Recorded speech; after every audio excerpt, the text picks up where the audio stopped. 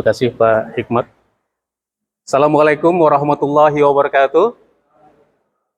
Bismillahi tawakkalna 'alallah, la haula wala quwata illa billah. Asyhadu an la ilaha illallah wahdahu la syarikalah wa asyhadu anna Muhammadan abduhu wa rasuluh. Allahumma sholli ala Muhammad wa ala alihi wa sahbihi ajmain. Qala Allah Ta'ala fi kitabil karim, a'udzubillahi minasyaitonir rajim. Ya ayyuhallazina amanu in tansurullaha yansurkum wa yusabbit aqdamakum. Shadaqallahul azim. Segala puji bagi Allah Rabb semesta alam yang dengan karunia dan hidayahnya kita masih diberi kesempatan untuk berkumpul di tempat yang insya Allah diberkahi dan dirahmati Allah.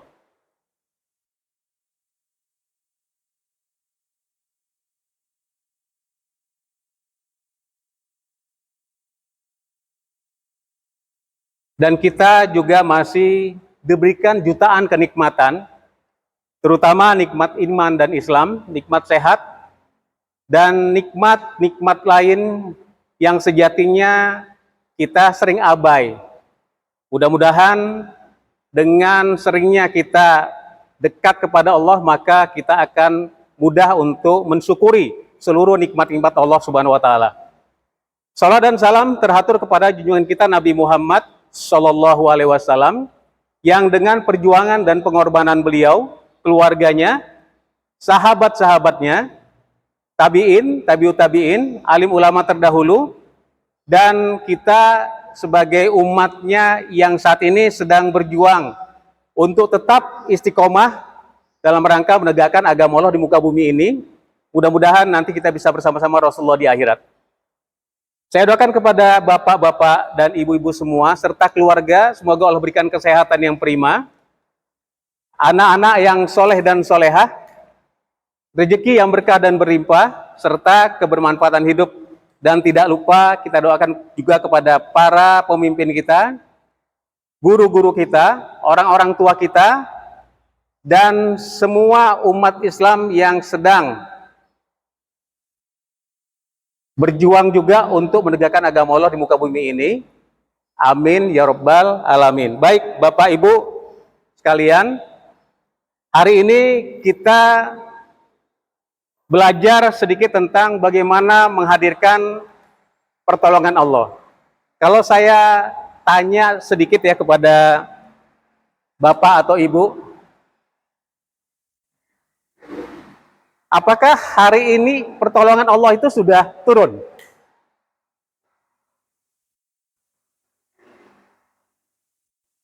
Gimana Pak? Apakah kita sudah ditolong oleh Allah atau belum?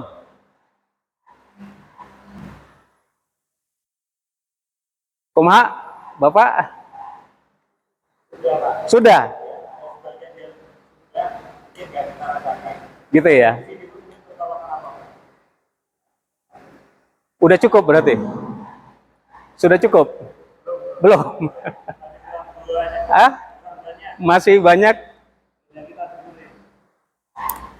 Oke, ibu-ibu, kira-kira pertolongan Allah sudah cukup nggak buat kita hari ini? Belum? Kira-kira kalau saya tanyakan kepada Bapak Ibu lagi ya, nanti pertolongan itu ada dua jenis. Yang pertama secara pribadi kepada kita, yang kedua adalah secara keseluruhan umat Islam. Ya.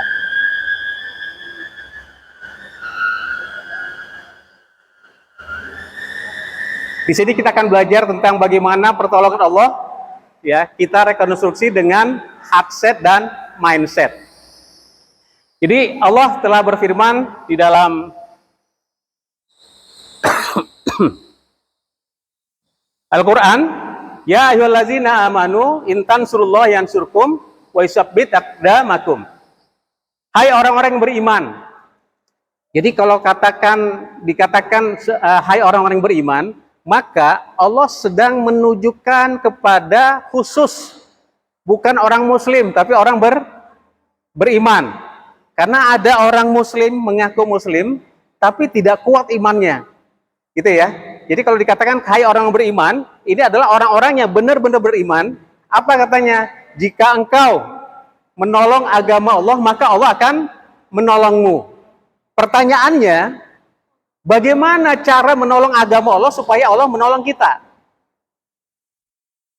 Kan gitu kan? Bagaimana caranya Allah menolong kita dan kita menolong agama Allah? Nah, kita mulai dengan bagaimana memaknai mindset dan headset. Apa itu mindset dan apa itu headset? Ya. Jadi mindset adalah sebuah keyakinan berupa pola pikir yang mengarahkan cara seorang individu menangani suatu masalah. No, kurang.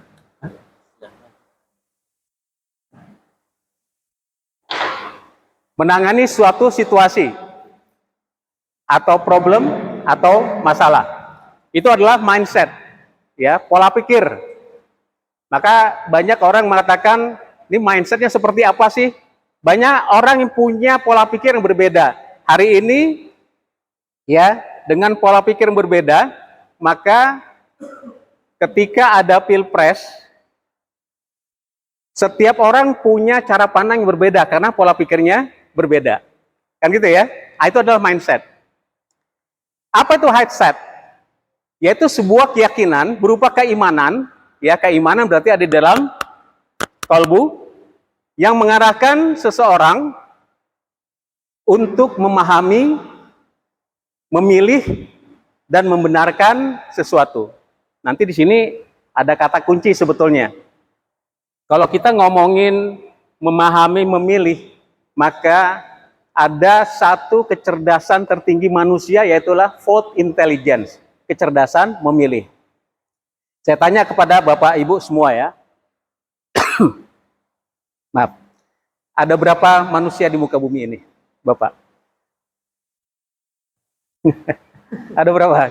Kira-kira ada berapa manusia di muka bumi ini? Enggak,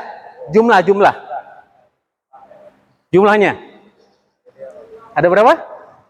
Ada berapa? 55? 25 miliar? Wow. Dari data, ya, hampir 8 miliar, Bu. Seluruh manusia di muka bumi ini. Nggak nyampe 25, kebanyakan itu. Nanti kita desek-desekan. Ya, hampir 8 miliar. Ya, pertanyaannya begini. Dari 8 miliar itu, Bapak Ibu yakin semuanya ciptaan Allah? Yakin ya? Yakin? Betul? Yakin ya? Oke. Dari 8 miliar yang ciptaan Allah itu, ada yang tidak menyembah Allah, ada yang menyembah Allah, betul? Mana yang lebih baik? Yang menyembah Allah atau yang tidak? Hah? Yang menyembah? Menyembah ya? Kalau kita menyembah Allah enggak? Menyembah. Berarti kita punya satu kebaikan ya? Satu kebaikan. Kemudian dari yang menyembah Allah itu ada yang Islam, ada yang bukan Islam. Betul nggak? Betul. Mana yang lebih baik? Yang Islam atau yang bukan Islam? Yang mana? Yang Islam. Yang Islam ya? Bapak Ibu Islam? Islam? Oke, 2 kebaikan ya. Dari yang Islam itu ada yang berjamaah, ada yang enggak. Betul? Mana yang lebih baik? Yang berjamaah atau yang enggak? Yang berjamaah. Bapak Ibu berjamaah? Ya. 3 kebaikan ya. Dari yang berjamaah itu ada yang sami'na wa ta'na, ada yang ngengkeng. Mana yang lebih baik? Yang sami'na wa ta'na atau yang ngengkeng? Yang sami'na wa ta'na. Bapak Ibu sami'na wa ta'na? 4 kebaikan, ya.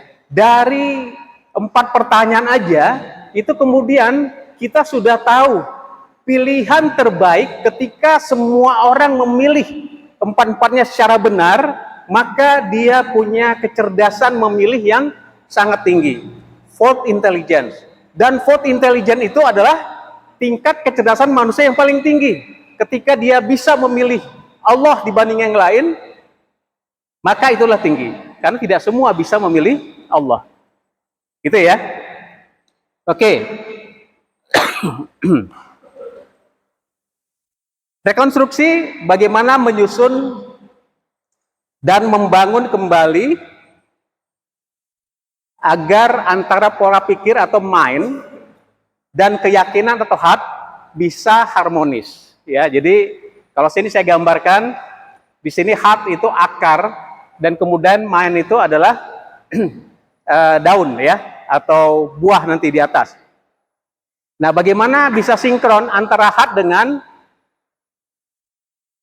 mind? Ya, karena gini, Bapak Ibu, banyak nggak sekarang orang-orang yang kemudian ucapannya A, kelakuannya B? Banyak ya?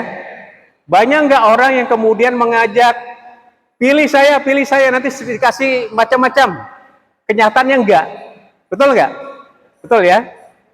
Banyak suami yang berjanji kepada istrinya sebelum nikah untuk begini, begitu nikah, itu enggak dia lakukan. Betul? Hah? Ketawa. Pengalaman ya? Nah, ini artinya apa? Artinya antara heart sama mind-nya itu nggak sinkron, nggak harmonis. Ya.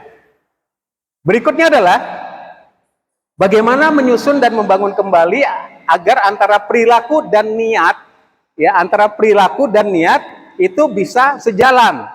Ya, kalau saya ada cerita sedikit. Sepanjang hidup saya, ya, sepanjang hidup saya itu punya niatan atau yang namanya itu kalau anak muda sekarang disebut resolusi ya, resolusi, ya gitu ya, resolusi.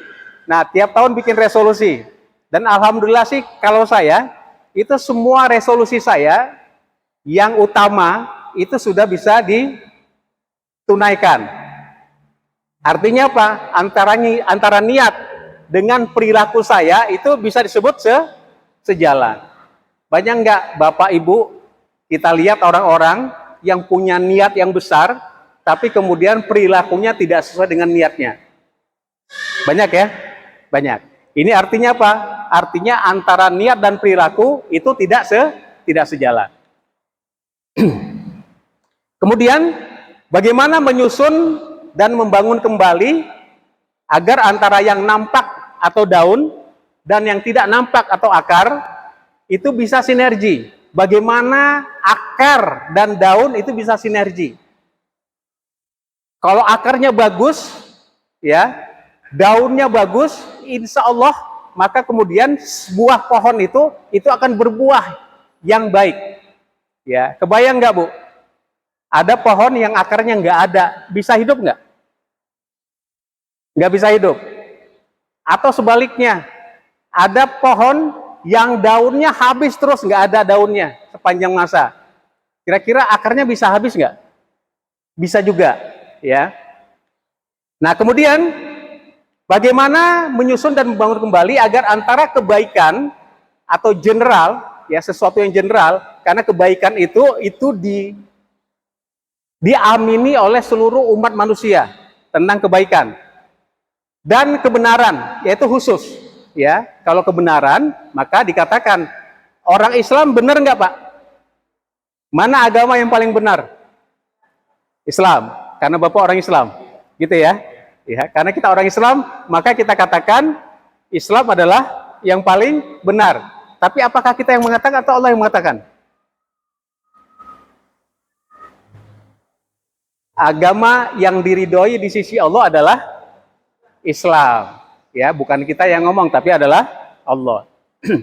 Nah, kemudian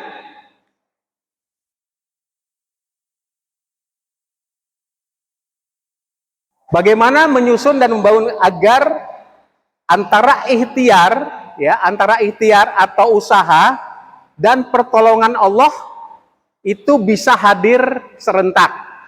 Ya, antara ikhtiar dan pertolongan Allah bisa hadir serentak. Ini banyak ibu-ibu dan bapak-bapak di luaran sana, ya, ngomelnya begini, Bu. Pak, saya udah doa habis-habisan. Saya ibadah udah khusyuk tiap hari, ke masjid tiap hari. Kok rezeki saya begitu-begitu terus? Kok anak saya tetap nggak bisa terurus? Kok begini, begitu, yang sifatnya adalah negatif menurut pandangan si ibu tersebut. Ya. Nah, kalau kondisinya seperti itu, berarti antara ikhtiar yang dilakukan dengan pertolongan Allah itu jauh atau dekat, Pak? Jauh, menurut ibu itu ya, menurut ibu itu ya, ya. Tapi nanti saya akan sampaikan ya, bentuk pertolongan Allah itu selalu dekat, gak ada yang jauh, ya. Kita akan belajar sedikit nanti. Oke, nah kemudian bagaimana sinkronisasi antara akidah, ilmu, amal, dan cita-cita? Ya, sinkronisasi. Tadi kita ngomong heartset dan mindset. Ya, bagaimana ikhtiar dan pertolongan Allah itu dekat. Nah, kemudian kita akan ngomongin tentang sinkronisasi akidah, ilmu, amal, dan cita-cita. Antara akidah, ilmu, dan amal dan cita-cita, maka kemudian kita gambarkan seperti ini ya. Akidah adalah ikatan dasar janji untuk menuju cita-cita. Ya. Jadi akidah itu adalah ikatan atau dasar atau janji. Nah kemudian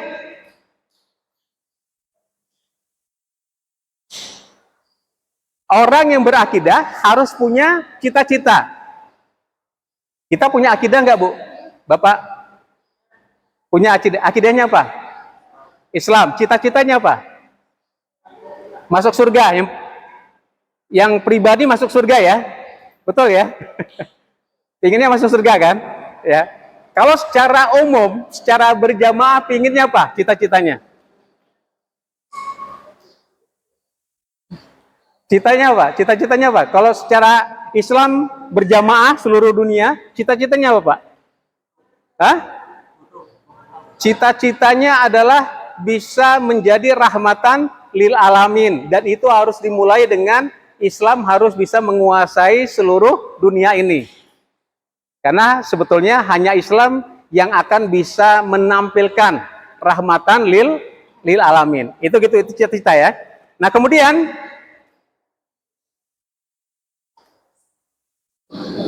untuk mencapai cita-cita itu dengan ilmu dan amal.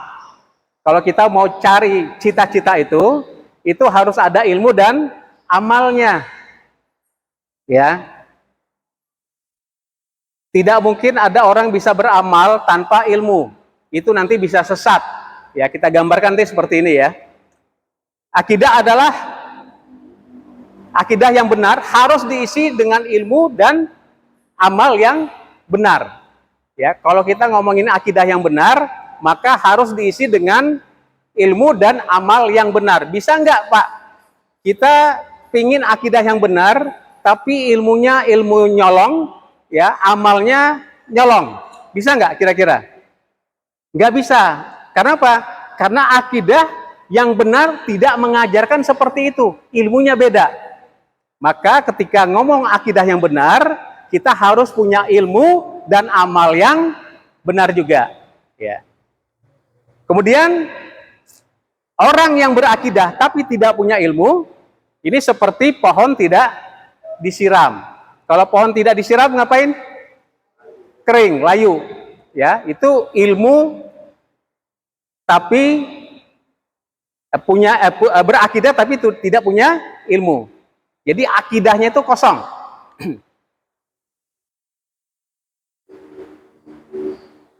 Orang berilmu tapi tidak berakidah.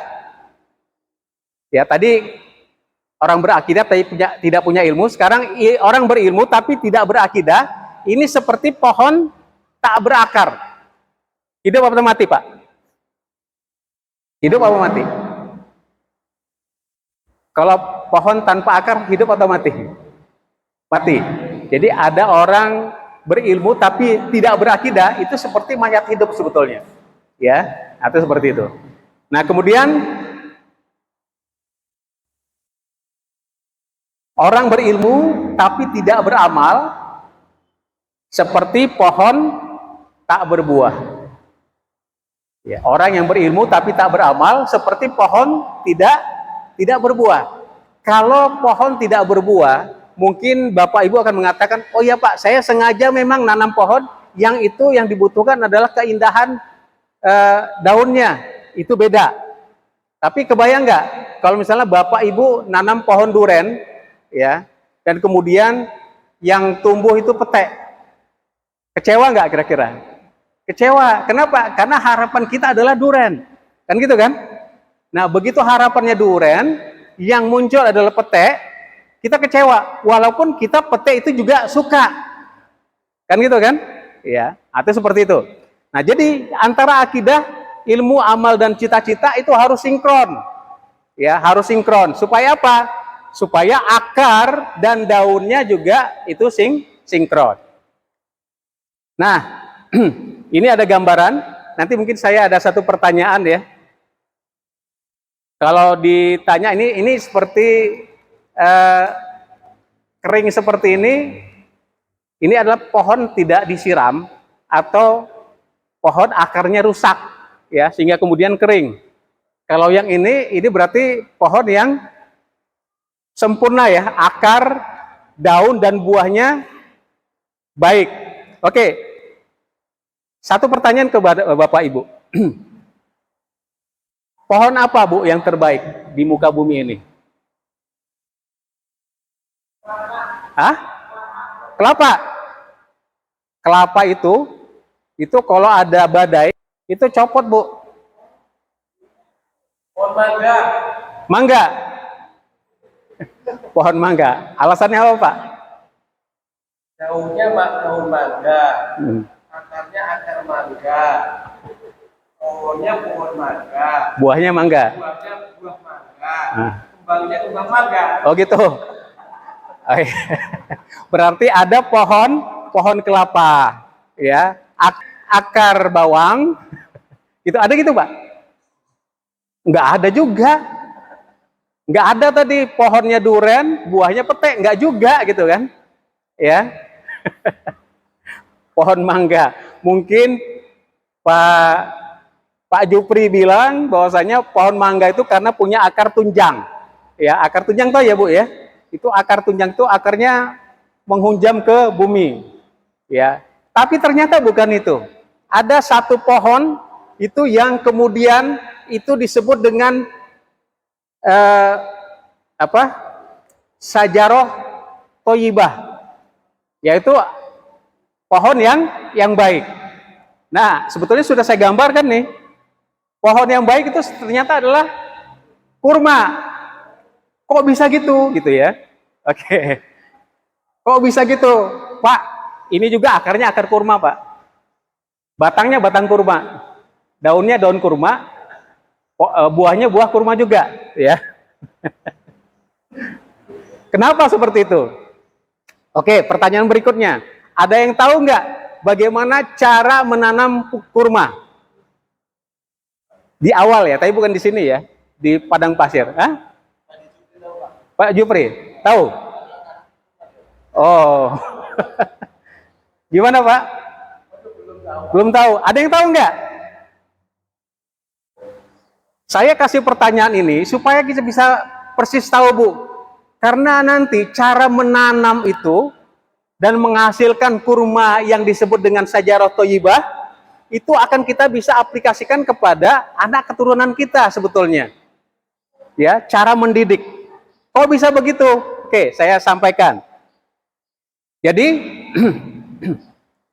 itu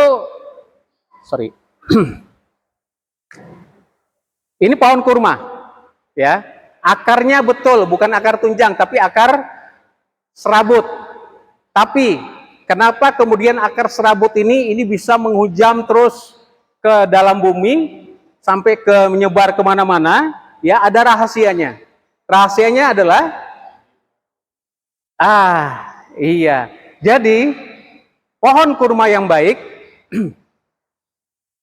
bijinya itu ditanam di dalam tanah dan kemudian di atasnya itu ditimpa dengan batu yang cukup besar. Sudah?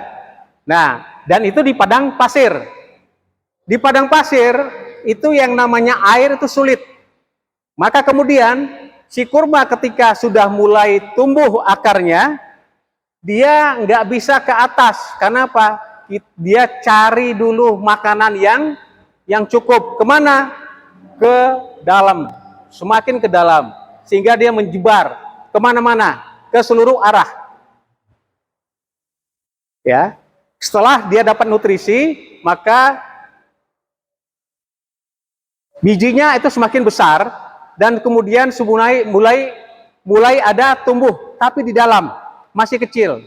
Ya, ketika makin lama nutrisi makin besar, di sini juga makin besar nih bonggolnya. Setelah makin besar, maka kekuatannya sudah cukup untuk apa? Membalikkan batu yang menghalanginya.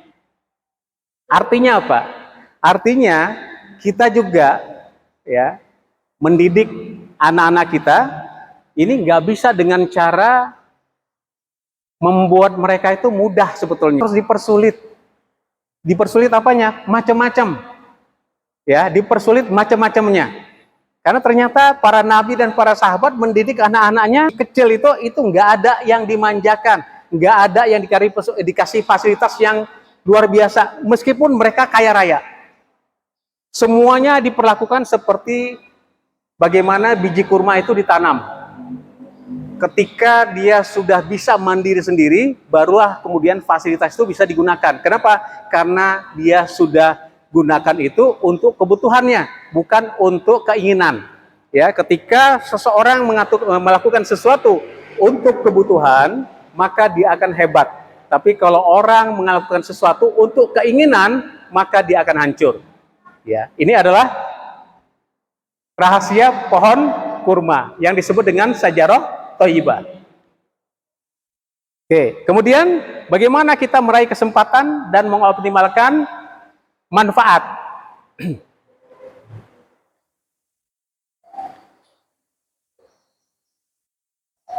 Bapak Ibu setuju ya? Kita punya waktu yang sama? Sama ya? Punya waktu 1 menit 60 detik, betul? Pak Hikmat 70 detik, sama? 1 jam 60 detik, 60 menit, sama ya? 1 hari 12 jam, sama? 1 bulan 12 bulan, 30 hari? 1 tahun 12 bulan? 1 abad 100 tahun? Betul ya? Sama? Atau ada yang beda? Ini sama semua enggak? Sama ya? Artinya apa? Artinya kita diberi fasilitas yang sama, kesempatan yang sama, waktu yang sama. Tapi kenapa banyak orang yang berbeda? Kan gitu kan? Kalau waktunya sama, harusnya orang itu bisa sama terus. Oke. Apa yang menjadi rahasianya? Ya. Setelah Allah berikan waktu yang sama, Allah juga sudah berikan kita fasilitas yang sama. Apa? Fasilitas apa yang diberikan kepada kita yang sama oleh Allah? Hah? Mata. Apa? Jasad. Apa? Apa? Oh, itu oksigen ya. Fasilitas yang diberikan di dalam tubuh kita itu yang sama, yang ada di dalam Al-Quran itu yang pertama adalah pendengaran. Al-sama, ya, pendengaran. Yang kedua apa? Hah? Al-basor, penglihatan, betul ya? Nanti Pak, yang tuli gimana? Yang buta gimana? Tetap ada matanya enggak? Ada, tapi tidak berfungsi. Tetap ada telinganya nggak? Ada, tapi tidak berfungsi. Artinya fasilitasnya sama. Yang ketiga apa, Bu? Hati. Al-afidah. Atau kolbu. Atau hati ya. Nah, ini nanti ada di surat An-Nahl 78, Al-Isra ayat 36. Dan yang namanya fasilitas yang Allah berikan itu akan kita pertanggungjawabkan nanti di akhirat. Allah akan minta pertanggungjawaban pendengaran, penglihatan, dan kolbu kita. Dan itu akan ditanya. Kenapa? Karena itu adalah fasilitas. Bagaimana nanti kita mengukur fasilitas yang diberikan Allah kepada kita di dunia di luar ini? Tetap akan dipertanggungjawabkan juga. Gimana kalau kita tidak bisa mempertanggungjawabkannya? Maka kemudian Allah akan ambil dalam bentuk apa? Mengambil fasilitas itu. Ya, fasilitas yang diambil itu nanti adalah kita punya pendengaran, tapi kita tidak bisa mendengar ayat-ayat Allah dengan baik. Kita punya penglihatan, kita juga tidak bisa melihat ilmu dan penciptaan Allah dengan baik. Dan kita punya hati atau kolbu, kita juga tidak bisa merasakan bagaimana Allah itu adalah sesuatu yang benar. Ya, ini fasilitas. Sama ya, waktu dan pendengaran, penglihatan, dan kolbu. Sama. Nah, kemudian kesempatan. Ketika kita punya fasilitas, maka Allah juga beri kesempatan. Ya. Kesempatan untuk apa? Untuk melakukan yang benar dan baik. Itu kesempatannya. Dan Allah beri kesempatan juga untuk melakukan benar tapi buruk. Allah juga beri kesempatan untuk melakukan yang salah tapi buruk, tapi baik. Allah juga beri kesempatan untuk melakukan yang salah dan buruk. Kira-kira dari 4 ini, kita berharap kita melakukan yang mana, Bapak Ibu? Yang nomor 1, benar dan baik. Ya, itu adalah harapan. Bagaimana kenyataannya? Kan gitu kan? Kenyataannya gimana? Nah, kenyataannya itu kita yang ikhtiarkan. Nah, di sini ikhtiarnya gimana? Ikhtiarnya adalah apakah kita akan pakai akal saja atau main saja? Cukup enggak berikhtiar dengan pakai akal saja? Tidak cukup. Atau pakai kolbu saja, hat saja? Tidak cukup. Atau pakai akal dan kolbu, hat dan main? Jawaban yang mana kira-kira? Akal dan kolbu harus sinkron. Ya, di sini ya. Nah, baru kemudian manfaatnya akan kita terima. Ya.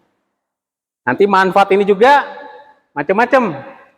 Untuk sendiri di dunia. Untuk bersama di dunia. Untuk bersama di akhirat. Untuk bersama dunia dan akhirat. Kira-kira pilihan yang mana? Pilihan yang mana? Bersama dunia dan akhirat. Kita pingin ya.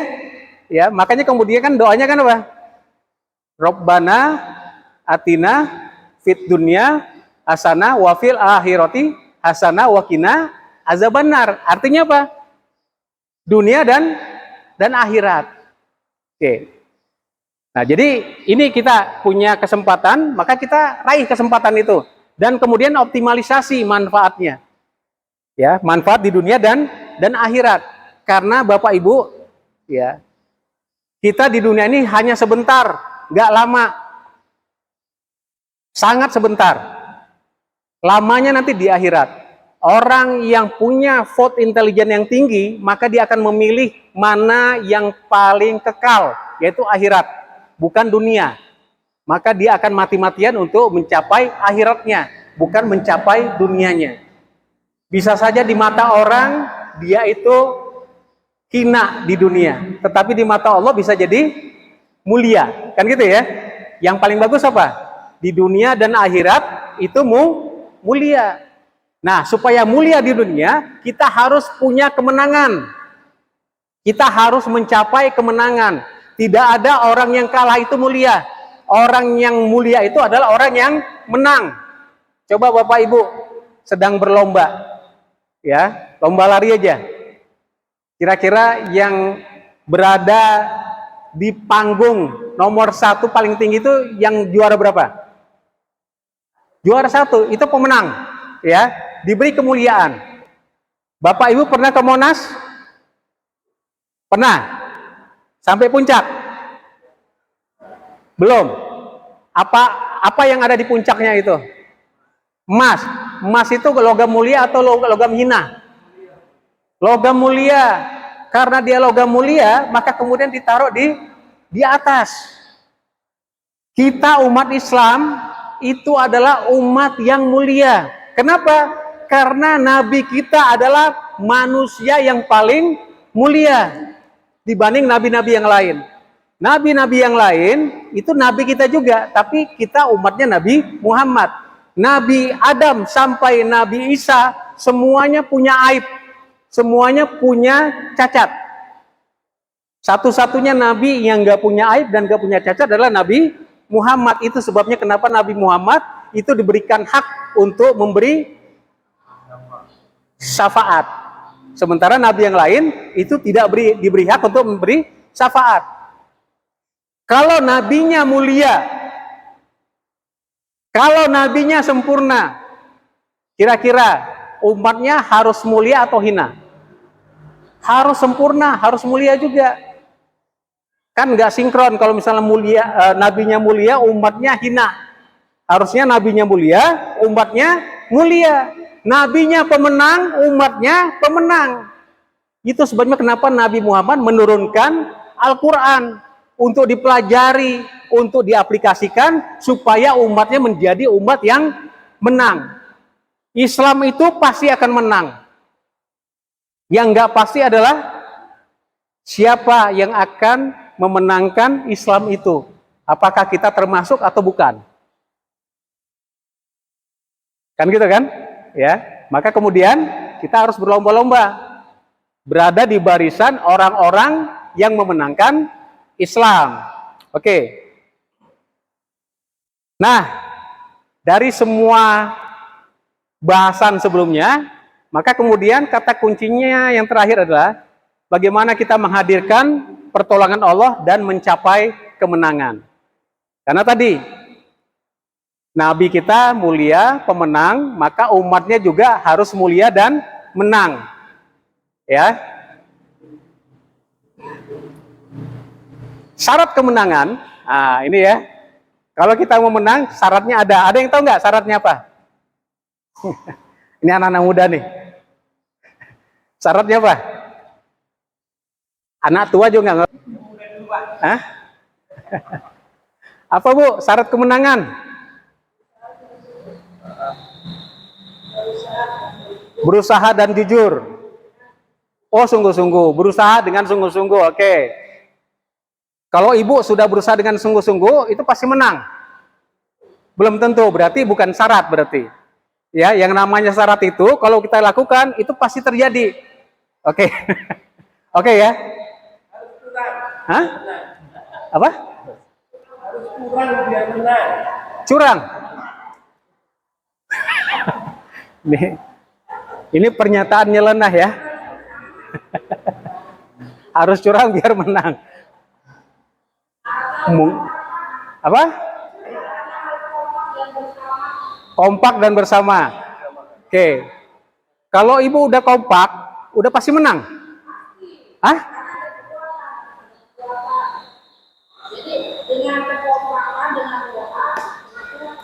Gitu ya. Oke, oke.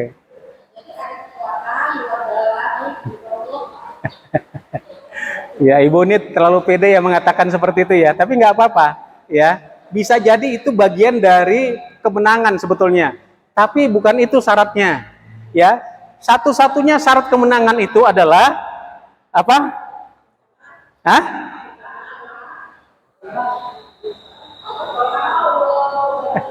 Ini satu-satunya pertolongan Allah. Ibu boleh kompak, tapi kalau Allah nggak kasih pertolongan, nggak jadi, ya. Kita boleh punya senjata yang hebat, tapi kalau nggak kasih pertolongan, nggak bisa. Apa buktinya? Nanti akan diceritakan di akhir ya. Itu bagaimana pertolongan Allah itu akan turun. Itu di saat kita nggak pernah berpikir kita akan bisa menang. Ya, pertolongan Allah akan turun, padahal kita tidak berpikir kita bisa menang. Bisa dikatakan sudah pesimis untuk menang. Tetapi pertolongan Allah turun. Tapi ada syaratnya. Ya. Kalau syarat kemenangan adalah pertolongan Allah, maka kemudian kita harus tahu syarat pertolongan Allah itu apa. Ya, kan gitu kan?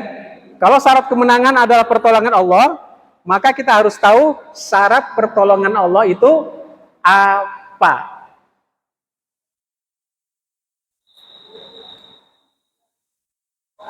Ya, nanti bisa dibaca sendiri ya.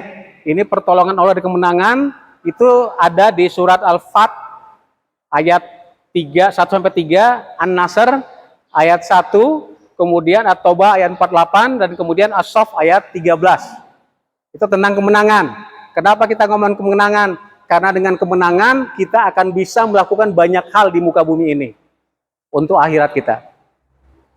Kalau kita dalam posisi yang kalah, kita nggak bisa ngapa-ngapain, ya.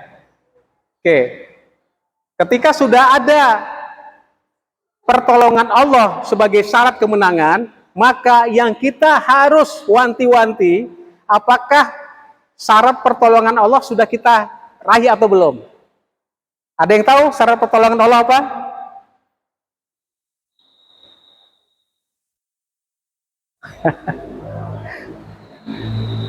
Syarat pertolongan Allah.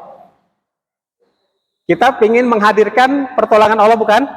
Betul ya? Bapak Ibu ketika belum punya rumah dan kemudian mau ngambil rumah dan nggak punya uang tunai, itu bentuknya apa? KPR ya, kredit kan? Punya syarat nggak? Kalau syaratnya nggak terpenuhi, bisa nggak dapat kreditnya? Nggak bisa, maka harus dipenuhi syaratnya.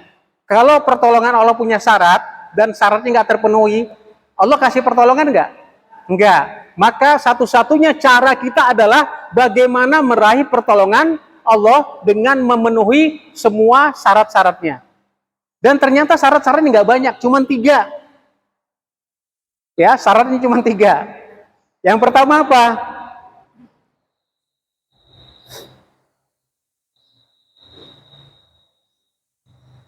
Oke, kita lewatin ini ya.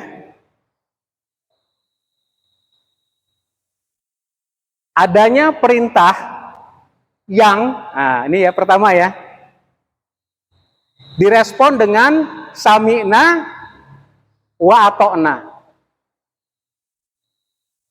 Jadi syarat pertama adalah adanya perintah yang direspon dengan sami'na wa ato'na. Kalau kita pingin ditolong sama Allah, kemudian Al-Quran ada nggak, Bu? Banyak nggak perintah di sana?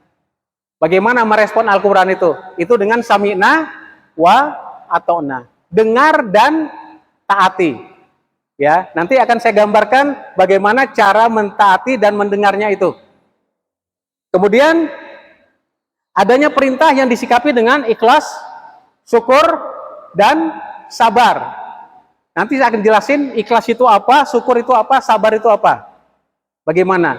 Dan kemudian adanya perintah yang dijalankan dengan jihad fisabilillah bi amwal wa anfus. Ya, ini adalah 3 syarat pertolongan Allah.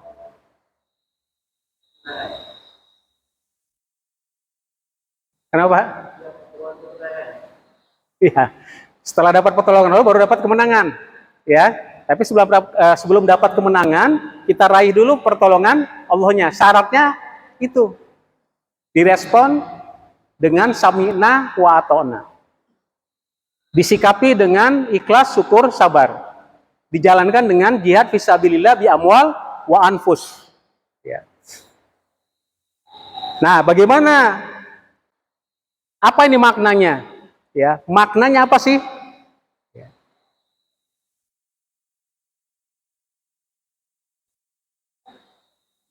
Ketika kita ngomongin samina wa ta'na, maka itu artinya maknanya adalah taat patuh tanpa bertanya, tanpa mengeluh, tanpa membantah. Terus gimana? Tinggal dijalankan saja. Sesuai apa? Sesuai kemampuan kita sendiri. Sesuai pemahaman kita sendiri. Itu adalah makna dari samina wa ta'na. Ya. Nah, kemudian ikhlas. Ikhlas itu berarti bergantung kepada Allah dan dilakukan secara tuntas. Itu ikhlas. Kalau kita ngomongin ikhlas, maka segala sesuatu harus bergantung kepada Allah dan kita sudah melakukan dengan tuntas. Contoh begini, ibu misalnya mau zakat fitrah nanti ya, nanti kan ada Ramadan, ada Idul Fitri ya, zakat fitrah ya. Oke? Nah, benar itu ikhlas karena Allah, bergantung kepada Allah, iya benar. Kenapa? Itu perintah Allah. Jadi kita lakukan karena Allah. Ternyata kita tidak keluarkan sesuai dengan waktu dan jumlahnya. Kira-kira diterima nggak? Disebut fitrah nggak? Enggak. Karena apa? Tidak tuntas. Nah, karena tidak tuntas, maka kita tidak disebut dengan ikhlas. Kita disebut belum ikhlas. Yang pertama. Yang kedua, syukur. Ya, syukur ini adalah meninggikan tingkat penerimaan. Oke, contoh gini. Kang, udah nikah? Sudah ya? Ada cerita sebelum nikah nggak? Pernah dikecewain perempuan lain nggak? Belum pernah ya? Ada yang punya cerita gitu? Egis? Belum ya? Nggak berani ya? Kalau misalnya begini nih, ya, ada seorang pemuda sudah sangat suka sama calon perempuannya. Awalnya semuanya udah setuju, oke? Setuju, persiapan segala macam, udah sampai final. Dan kemudian di hari mau nikahnya, si perempuan ternyata kabur. Ya, gitu ya. Kira-kira respon laki-lakinya gimana? Secara umum. Kecewa pasti ya. Nah, kecewa macam-macam nih. Ya, ada kecewa ringan, ada kecewa sedang, ada kecewa berat. Kecewa ringannya dia paling sebulan nggak makan gitu ya, itu ringan tuh. Kalau kecewa sedangnya dia sampai hilang ingatan. Itu sedang. Kecewa beratnya apa? Bunuh diri, gitu ya, itu kecewa beratnya. Sebetulnya bagaimana cara kita menyikapi itu? Gimana caranya menyikapi itu? Perlu nggak kita kecewa sebetulnya? Perlu? Perlu kecewa nggak? Nggak perlu. Kok bisa begitu? Jadi gini, ya. Ini bahasa Cilegonnya adalah enhance the level of acceptance, meninggikan tingkat penerimaan. Itu namanya syukur. Bagaimana kita meninggikan tingkat penerimaan dalam kondisi terburuk yang menurut perasaan kita terjadi. Tadi dikecewain sama perempuan ya, ditinggal kabur, padahal kita sudah bersiap-siap. Ya, kalau kita punya tingkat penerimaan yang tinggi, kita akan berkata seperti ini. Alhamdulillah, dia kabur. Berarti Allah sedang siapkan kepada saya calon perempuan yang jauh lebih baik dari dia. Untung dia kabur. Sembari nangis nggak apa-apa. Tapi responnya beda, ya. Itu namanya syukur. Bahkan contoh begini, ya, contoh begini. Bapak Ibu yakin nggak semua yang datang dari Allah itu baik? Yakin? Yakin? Ketika dikasih sakit gimana? Baik nggak? Gimana responnya? Enggak. Pasti mengeluhkan, ya Allah kenapa saya yang sakit, kenapa bukan orang lain? Ya Allah saya sakit terus, ya Allah kok saya sih? Betul nggak? Biasanya begitu nggak? Ya biasanya kita mengeluh, walaupun disebut tuh sabar.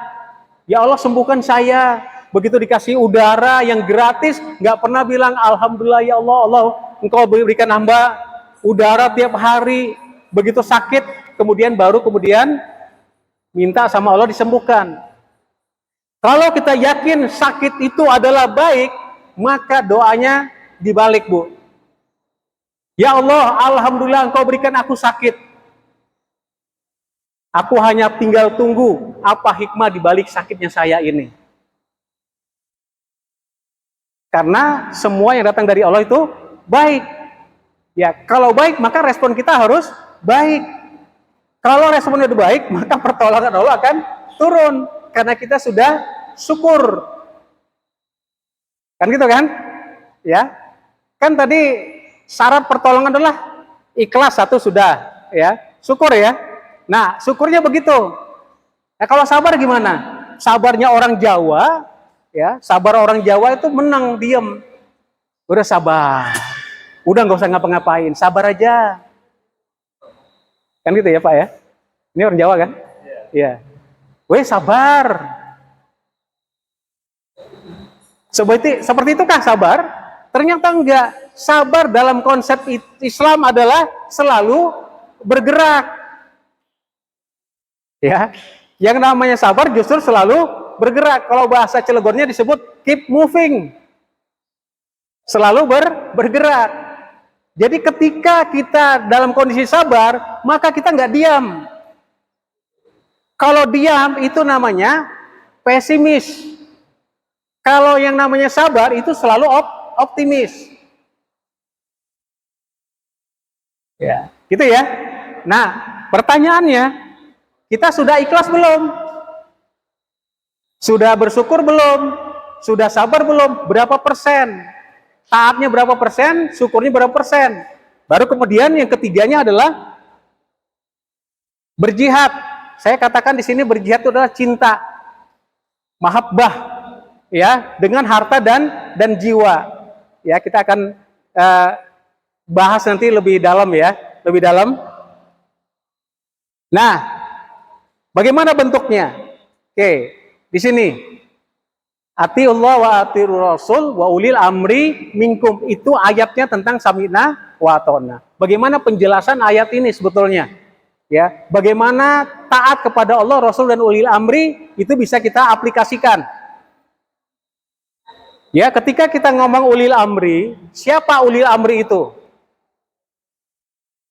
Siapa kira-kira? Ulil amrinya siapa kira-kira? Hah?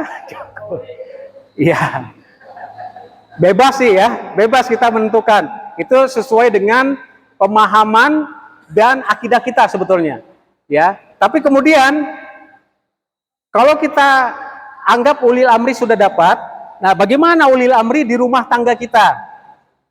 Ya, ulil amri di rumah tangga kita itu kalau misalnya kita statusnya anak, maka ulil amrinya adalah orang tua, bapak. Kalau kita adalah istri, ulil amrinya adalah suami. Pertanyaannya, udah taat belum kepada suami? Udah taat belum kepada orang tua? Bagaimana bentuk taatnya? Tadi gimana? Bentuk taat itu seperti apa? Tunduk, patuh, tanpa bertanya, tanpa mengeluh, tanpa membantah. Lihat ya, yang namanya sami'na wa ata'na adalah tunduk patuh tanpa bertanya, tanpa mengeluh, tanpa membantah. Bapak ibu di rumah masih bertanya ke suaminya? Masih. Masih mengeluh? Masih. Masih membantah? Masih. Lah terus gimana dapat pertolongan Allah kalau masih semua? Nah, di situ tuh, itulah ujiannya. Ya, ujiannya di sana, Bu. Ujiannya di sana. Kalau kita sudah tahu syaratnya, maka kita penuhi dengan maksimal. Upayakan. Nanti gini, ya, ini nanti uji coba di rumah ya ke ibu-ibu. Kenapa saya ngomongin ibu-ibu? Karena ternyata Islam itu bangkit dari rumah tangga masing-masing. Dan kata kuncinya adalah ibu rumah tangga. Ya, gitu ya. Coba nanti kalau misalnya dimulai dari rumah masing-masing, ini samina watonya udah keren, itu jadi semuanya itu. Ya, anak juga akan ikut. Ya, nanti gini caranya gimana? Misalnya suami ngomongan apa saja. Contoh misalnya apa perintah suami biasanya apa kira-kira? Hah? Ma bikinin kopi, Ma. Udah kan? Bikinin kopi ya. Oke. Nah kemudian si ibu ini gak usah nanya kopi apa, gak usah. Jangan nanya. Karena kalau misalnya nanti dibilang terserah ribut. Ya, kalau dibilang kopi susu, nggak ada susu, ribut lagi. Gitu ya. Nah, terus gimana? Nah, ketika perintahnya adalah bikinin kopi, maka ibu ke dapur cari kopi yang paling disukai, ya takaran gula yang paling pas, panas yang paling pas, lakukan secara maksimal, insya Allah itu nanti kopinya akan jadi baik. Gak usah bantah, gak usah tanya, gak usah keluhan. Itu baru satu itu, ya, baru satu, ya. Kok gitu? Emang seperti itu, ya. Supaya nanti pertolongan Allah itu turun di rumah. Itu akan terjadi dengan cara seperti itu. Semudah itu sebetulnya. Ya, lakuin. It's work. Artinya tahu ya? Itu bisa bekerja, itu bagus, itu bisa terjadi gitu loh. Ya, ya, nggak usah khawatir. Oh, Pak, kalau cuman kopi mah mudah. Yang paling berat apa? Perintah suami yang paling berat. Mah, saya mau kawin lagi. Berat ya? Berat banget ya? Responnya gimana? Sami'na wa ta'na. Gimana? Nggak usah tanya, nggak usah mengeluh, nggak usah bantah. Diam aja. Ya, diam aja. Udah, begitu diam aja, kira-kira kalau dia serius, dia tuh bawa itu. Kalau nggak serius, nggak bawa-bawa. Kalau dijawab gimana? Ribut, ya. Emang saya kurang apa?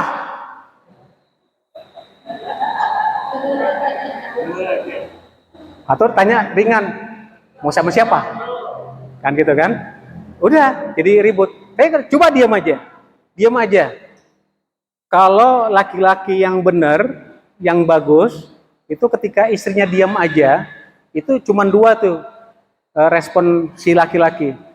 Itu beneran dia bawa calonnya, atau yang kedua dia juga diam, nggak ngapa-ngapain.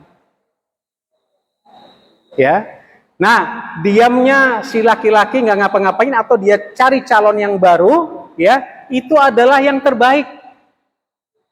Nggak usah khawatir. Oh gitu, emang gitu aturannya. Ya, gitu ya. Itu yang berat Ibu ya. Itu yang paling berat enggak? Yang paling berat ya. Oke. Ya, untuk ibu-ibu. Kalau untuk bapak-bapak, emang Pak Hikmat berani tak? Berani? Coba ditantang suami-suaminya. Enggak pada berani, Bu. Enggak bakal. Enggak berani. Dibawain, enggak berani kan? Enggak berani, lihat ya. Disodorin aja nggak berani, apalagi nyari sendiri. Tahu kenapa? Sejatinya laki-laki itu pengecut. Enggak, beneran. Ya. Dan sejatinya laki-laki itu ketika dia sudah punya istri satu, itu kalau dalam keadaan normal dan bagus, dia tidak akan pernah beralih ke tempat lain. Nggak akan. Kenapa? Karena seluruhnya sudah didapat dari istrinya. Suami yang beralih ke tempat lain itu karena di dalam rumahnya itu ada yang kurang. Ya, gitu ya. Ada yang kurang. Ya. Oke. Jadi siap ya kalau ada pertanyaan seperti itu ya.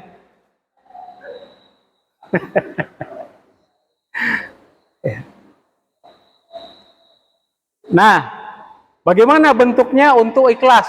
Bersihkan diri dan hati, selesaikan semua kewajiban. Itu caranya. Ya, kalau misal tadi ibu-ibu di rumah tangga, kewajibannya apa? Selesaikan aja. Ya, bersihkan hati dan jiwa, bahwasanya yang dilakukan itu hanya karena Allah. Dan kemudian tuntaskan, udah selesai, itu namanya ikhlas. Kemudian bagaimana syukur? Menerima semua perintah dan amanat yang besar. Ya, menerima dengan senang hati, tanpa apa? Tanpa sanggahan. Itu namanya syukur. Karena semuanya yang datang dari Allah itu ada baik. Kemudian bagaimana sabar? Tidak pernah berhenti berusaha, ikhtiar terus menerus. Ya, nggak ada yang berhenti. Oke? Nah, kemudian jihad fisabilillah bi amwal wa anfus. Bagaimana cinta kita kepada Allah lewat amwal dan anfus. Oke, saya akan ukur ya. Akan ukur cinta kita kepada Allah lewat, atau jihad kita kepada Allah lewat amwal dan anfus. Ibu-ibu sudah berzakat? Sudah. Zakat apa? Apa, Bu? Hah? Zakat apa? Namanya zakat apa? Zakat mal ya? Zakat mal. Zakat mal. Berapa persen dari penghasilannya, Bu? 2,5%. Jadi dengan 2,5% kemudian kita minta dapat pertolongan Allah gitu. Jadi kita minta pertolongan dengan 2,5% cukup gitu. Sementara suami-suami kita ya itu ke orang lain aja, ke istrinya aja itu lebih dari 2,5%. Kadang-kadang 100%, kadang-kadang 50%. Ya, supaya dapat cinta dari istrinya. Dia kasih pengorbanan 50%, bahkan 100%. Dan kemudian kita minta cinta sama Allah, ya, dapat pertolongan Allah, itu dengan apa? Dengan memberikan 2,5%. Cukup nggak cinta seperti itu? Nggak cukup. Lah terus kalau kita ingin mencintai Allah dengan benar, maka kita dan berjuang dengan benar juga. Kira-kira berapa ukuran cinta kepada Allah? 100%? Nggak boleh. 100% nggak boleh. Berzakat 100% itu nggak boleh. Kenapa? Karena Allah bilang itu ada hak keluarga dan dirimu. Ya, ada hak diri dan keluargamu. Maka nggak boleh zakat 100%. Berapa kira-kira? Ya. Jadi kalau kita mau menunjukkan cinta kita kepada Allah lewat zakat atau mal, ya, kita coba sekali-sekali dalam satu seumur hidup itu berzakat 1/3 dari penghasilan kita kotor. Itu dalam bentuk apa?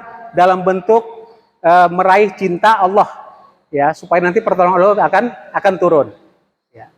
Kok bisa begitu? Iya, itu dilakukan oleh para sahabat. Para sahabat juga gila-gilaan. Abu Bakar cintanya itu 100%.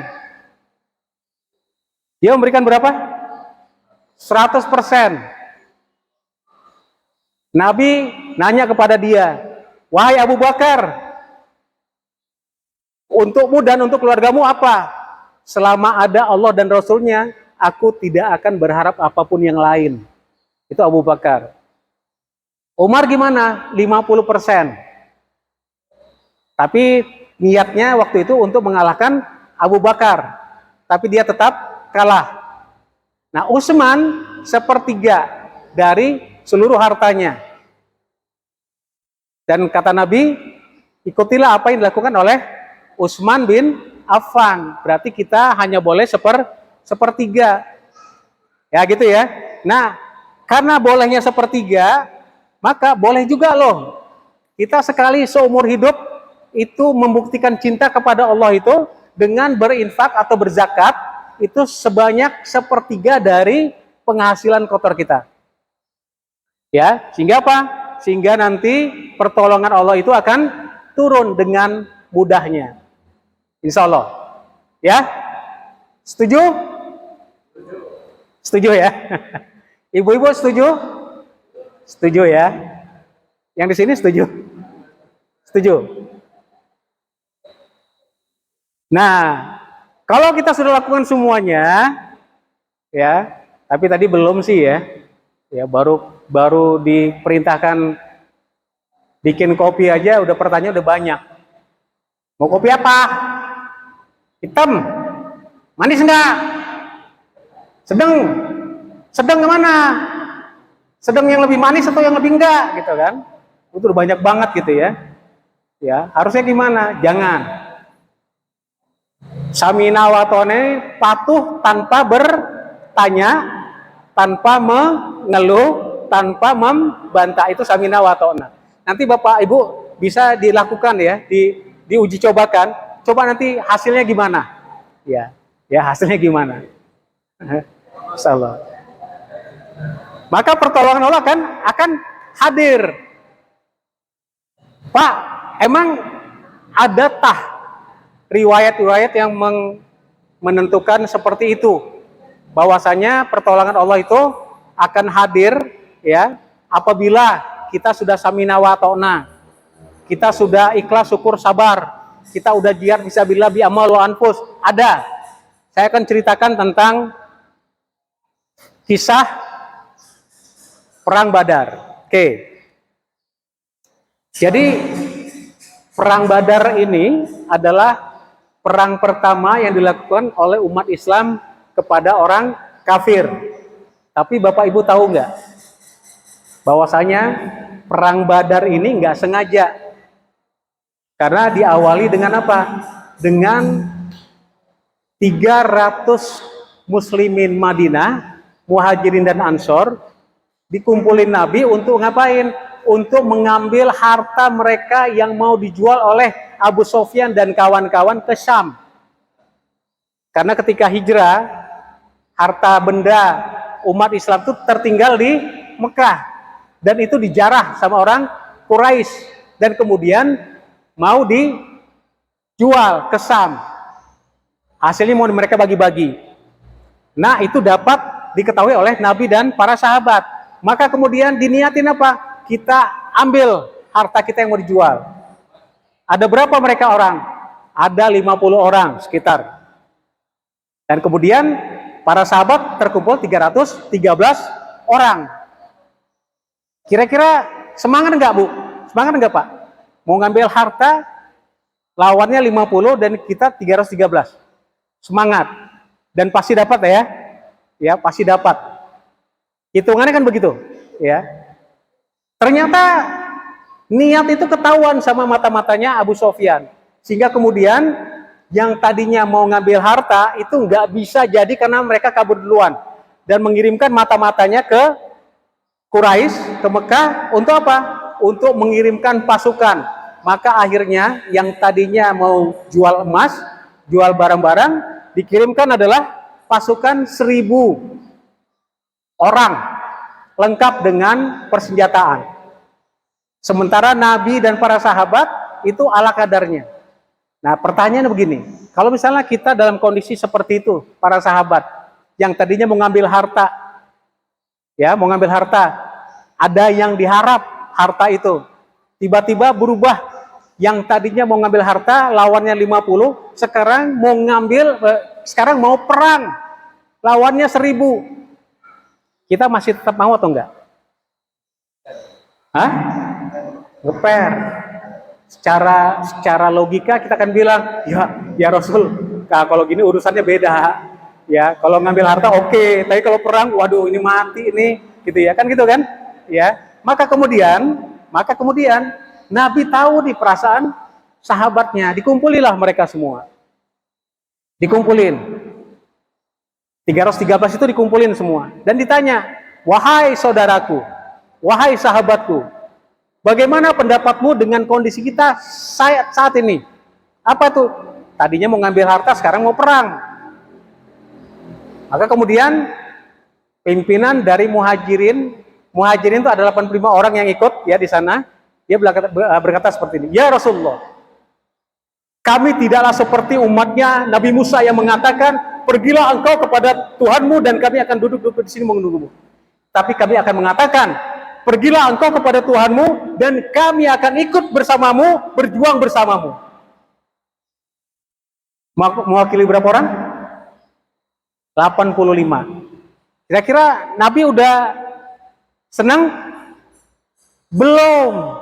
Kenapa? Karena yang lain belum menyatakan. Maka diulangi lagi pertanyaannya, "Ya saudaraku, wahai sahabatku, bagaimana pendapatmu dengan kondisi kita saat ini?" Maka kemudian pimpinan Ansor pada saat itu, yang mereka berjumlah 200 lebih, ya, dia berdiri, "Ya Rasulullah, apakah engkau sedang menunggu pendapat dari kami?" "Ya iyalah." Nah, kira-kira gitu, ya, kira-kira gitu ya. Orang udah ditanya masa nggak jawab, gitu ya. Malah nanya balik, "Ya Rasulullah, sebagaimana kami telah berjanji kepadamu di Aqobah 1 dan 2, kami berjanji akan melindungimu, melindungi keluargamu, sebagaimana kami melindungi istri dan anak-anak kami. Maka kemanapun engkau pergi, ke lembah, ke hutan, ke laut, kami akan ikut bersamamu dan berjuang bersamamu." Sekarang yang sudah menyatakan taat berapa orang? 313. Disitulah Nabi kemudian senyum. Kenapa? Syarat pertama sudah terpenuhi apa? Sami'na wa ta'na. Padahal sebelumnya Nabi sudah berdoa kepada Allah, "Ya Allah, berikanlah kemenangan kepada kami umat Islam. Kalau engkau tidak berikan kemenangan kepada kami, maka tidak akan ada lagi manusia yang menyembah di muka bumi ini kepadamu."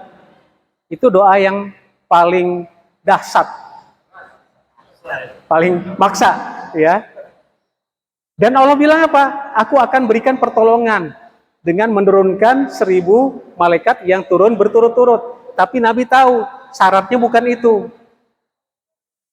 Ya, syaratnya bukan itu. Syaratnya adalah bagaimana Nabi dan para sahabatnya itu sami'na wa ta'na. Nah kemudian ikhlas enggak mereka? Ikhlas. Karena apa? Dari awal sudah ikut.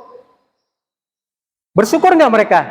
Bersyukur. Bahkan yang dari Mekah aja hijrah karena ada kebaikan. Kemudian bersabar enggak? Bersabar dalam keadaan apapun itu udah teruji, ya. Nah, kemudian udah 2 syarat ya terpenuhi ya. Yang ketiga, jihad fisabilillah bi amwal wa anfus. Apakah mereka ke Badar itu enggak bawa harta? Bawa. Ada yang bawa kambing, ada yang bawa unta, ada yang bawa macam-macam, ya. Untuk apa? Untuk makanan mereka. Namanya perang itu kan nggak bisa nanam dulu, ya, harus bawa bahan, gitu ya. Apakah mereka bawa anfusnya, jiwanya, atau nyuruh orang, "Udah kamu aja deh ke sana, saya nggak usah." Begitu enggak? Enggak, mereka datang. Artinya apa? Artinya 3 syarat pertolongan Allah itu sudah diterima, yaitu apa? Sami'na wa ta'na, kemudian ikhlas, syukur, sabar, dan jihad fisabilillah bi amwal wa anfus. Tapi tetap sebagai manusia. Ketika kemudian mereka datang ke Badar, ya, ada satu peristiwa kecil sebenarnya, yaitu seorang sahabat yang bertanya kepada Nabi, "Ya Rasulullah, apakah engkau memilih tempat ini karena wahyu atau karena keinginanmu sendiri?" Nabi bilang, "Karena keinginan saya." "Ya Rasulullah, bisa nggak saya menyarankan kita pindah ke depan? Karena di sana banyak sumur-sumur Badar yang bisa kita kuasai, sehingga nanti musuh tidak apa? Tidak dapat air." Nabi bilang, "Oke." Akhirnya mereka maju ke depan dan seluruh sumur-sumur Badar itu dikuasai. Yang dekat kepada musuh itu ditimbun. Ya, oke. Apakah sebagai manusia mereka tidak gentar karena 1000 pasukan di bukit-bukit itu sedang memprovokasi, ada yang bakar unggun, ada yang nyanyi-nyanyi, ada yang pakai gendang. Ibarat gini, woi kecil, woi, pengecut, woi, ayo berani. 313 orang itu diprovokasi oleh orang kafir yang 1.000 orang. Was-was enggak? Takut enggak? Takut juga. Terus bagaimana pertolongan Allah itu turun? Nah, di sini rahasianya ya. Maka kemudian sorenya Allah turunkan hujan deras dan rasa kantuk. Kenapa? Karena mereka harus ngantuk, harus tidur supaya tidak was-was.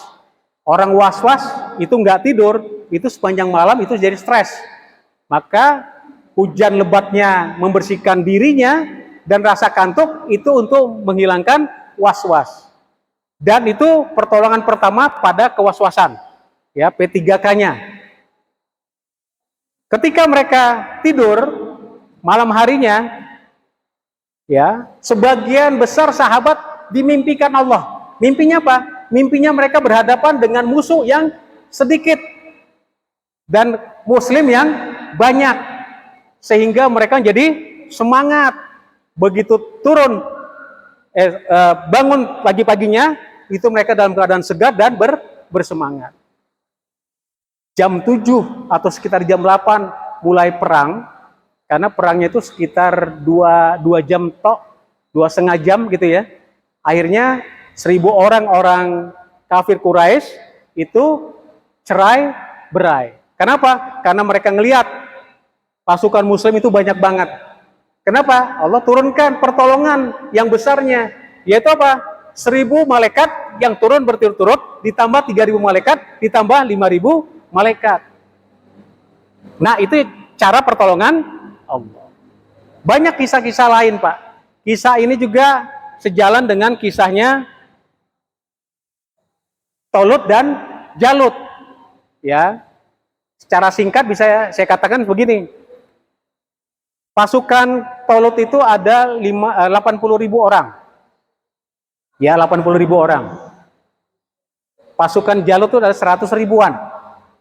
Oke? Tapi kemudian ketika Tolut memerintahkan pasukannya untuk berjalan menuju tempat perperangan dengan tentara Jalut, maka ada syaratnya. Apa syaratnya? Jangan meminum air sungai kecuali seteguk. Ya, kecuali seteguk. Maka kemudian karena mereka udah jalan jauh, sebetulnya secara logika pantas aja sih minumnya banyak. Tapi syaratnya itu kecuali seteguk. Ya, hanya 4.000 orang lah ya yang minum seteguk, yang 76.000 itu minum banyak. Dan salah satu riwayat mengatakan 76.000 itu mati.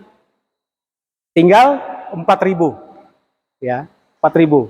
Di antara 4.000 ini ada yang minum seteguk, ada yang sama sekali nggak minum. Nah, kemudian begitu 4.000 orang ini menghadapi 100.000 pasukan Jalut, ya, Jalut ini adalah bangsa Malikah. Bangsa Malikah itu tingginya sekitar 3-4 meter. Sementara pasukan Tolut itu adalah Bani Israel yang tingginya tuh ya sekitar 2 meteran. Jadi ada separuhnya ya. Maka kemudian mereka gentar. Maka ya dari 4.000 orang itu 3.000 lebih itu akhirnya mundur. Tinggallah 313 pasukan Tolut. Termasuk di sana nanti Nabi Daud. Ya, tapi belum jadi nabi ya. Nah, sekarang masuk akal nggak? 313 itu melawan 100.000. Walaupun nanti sejarah mengatakan yang hadir di pertempuran itu hanya sekitar 8.000 pasukan Jalut. Tapi kebayang nggak? 313 melawan 8.000. Ini orang-orang yang taat nggak yang 313? Taat. Maka kemudian ketika seorang pemuda yang namanya Daud meminta izin untuk bertarung dengan pimpinan Jalut, ya, karena di zaman dulu kalau sudah ada duel antar pimpinan itu, ya maka kemudian nanti ada kesepakatan siapa yang kalah harus mundur, gitu ya. Maka kemudian Daud dengan pertolongan Allah nih pakai panah, panahnya bukan panah ini ya, bukan panah seperti ini, tapi panah yang dilempar gini, dan kemudian itu bisa mengena di antara jidatnya Jalut, yang itu menjadi kelemahannya, dan Jalut tumbang dan kemudian ditebas oleh Daud. Disitulah kemudian Daud menjadi raja. Kata kuncinya apa? 313 orang di perang Tolut dan Jalut itu bisa mengalahkan 8.000 orang, itu hanya karena sami'na wa ta'na, pertolongan Allah. Jadi Bapak Ibu, ya, kalau kita ingin menghadirkan pertolongan Allah, maka yang pertama adalah adanya perintah yang direspon dengan sami'na wa ta'na, yang disikapi dengan ikhlas, syukur, sabar, yang dijalankan dengan jihad fisabilillah bi amwal wa anfus. Dan ini berlaku untuk rumah tangga kita dan berlaku untuk umat Islam secara keseluruhan. Mudah-mudahan kalau kita bisa melakukan ini, maka pertolongan Allah akan turun. Kalau pertolongan Allah akan turun, maka kemenangan akan datang. Amin ya rabbal alamin. Billahi taufiq wal hidayah. Assalamualaikum warahmatullahi wabarakatuh. Terima kasih kepada Pak Zainal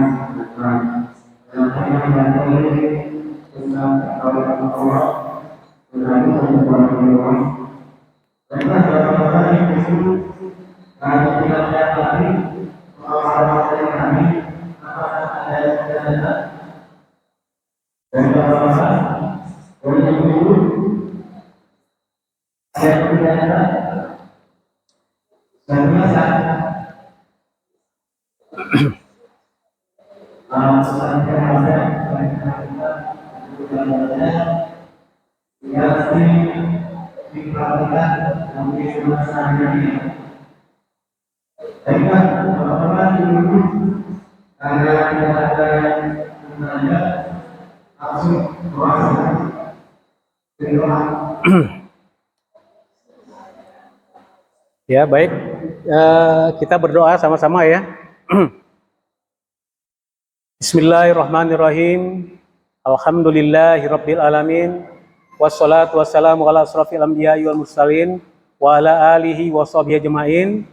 Allahumma inna nas'aluka salamatan fid din wa afiyatan fil jasad wa ziyadatan fil ilmi wa barakatan fil rizqi wa taubatan qoblal maut wa rahmatan indal maut wa maghfiratan ba'dal maut. Allahumma khawwin alaina fi sakaratil maut. Wa qur rabbi adkhilni mudkhala sidqin wa akhrizni mukhraja sidqin wa ja'alni min ladunka sultanan nasira.